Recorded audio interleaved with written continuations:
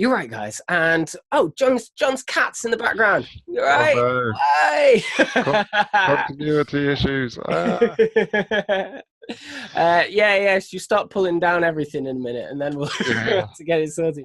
This is Muscle Talks episode 85, and we've got quite a lengthy episode for you tomorrow. Tomorrow, yes, tomorrow. Well, it contains first time we ever done this. It contains like this episode today, tomorrow's episode. But we just thought this bit from tomorrow's episode was so good that we'd host it as an episode in itself, just because it's Jon Hastie talking on Valentine's Day about his Valentine and Valentine. Well, it's Guru Jon Hastie giving dating advice. Yeah. yeah, yeah, yeah. That's right. I mean, I'd hardly call myself a guru, but yeah.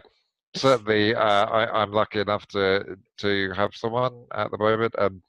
We're engaged and planning a wedding in the summer, so yeah, I'm really happy, and yeah, we just wanted to kind of share some of my thoughts really, because I know I'm happy at the moment, but I know how hard it's been. How long I've been single before that, so I can kind of completely empathize with people who maybe not in quite such a happy position on Valentine's Day. Yeah, absolutely.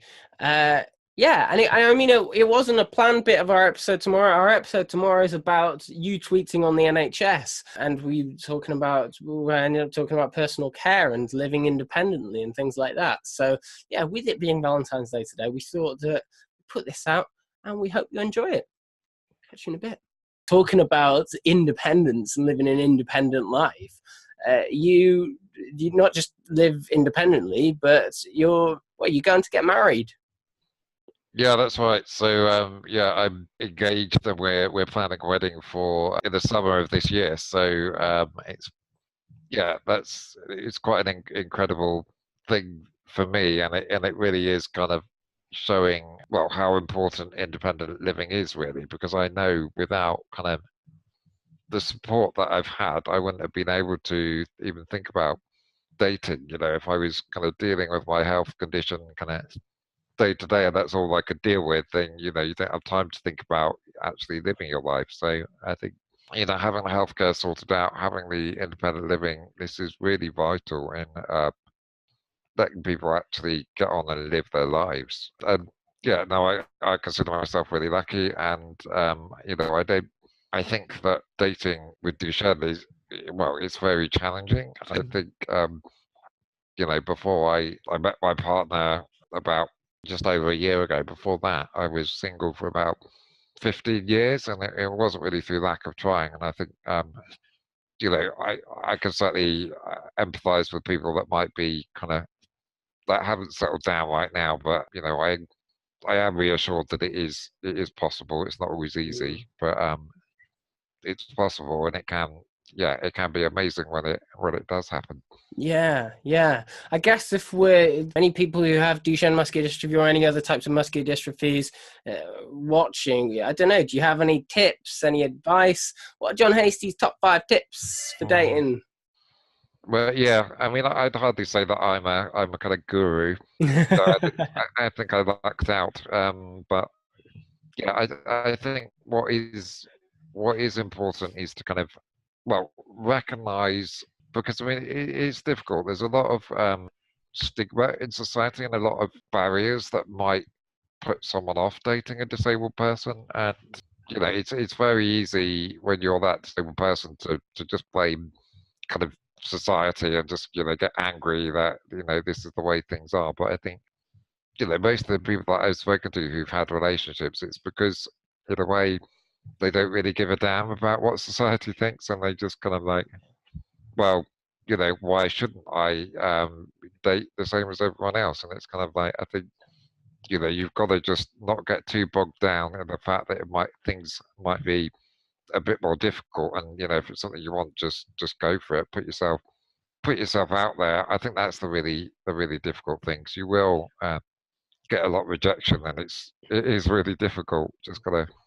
You gotta keep going. You gotta put yourself out there, and you've got to not, I guess, not get too hung up on it really. So and that's easier said than done, but the more you kind of pine after it, the harder it is. I mean, desperation isn't sexy, so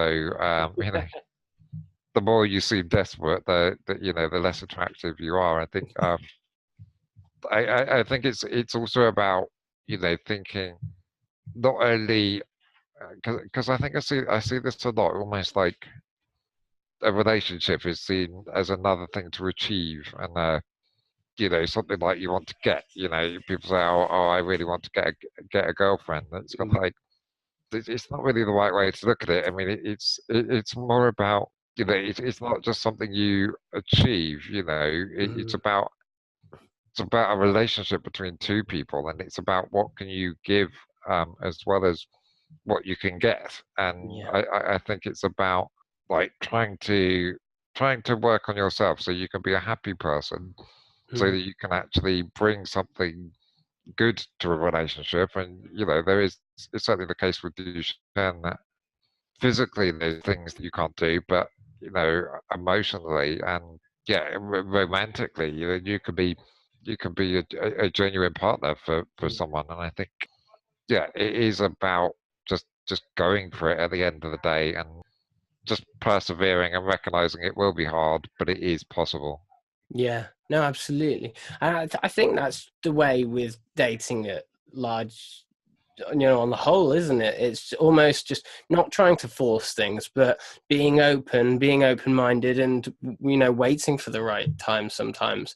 As long as you're kind of moving in those spheres. Yeah, exactly. And I also like what you said about desperation isn't sexy. I think everyone's desperate on the inside, regardless of who you are. You might be, if there's something that you want. So I don't know. It sounded like you were saying desperate on the inside, not on the outside.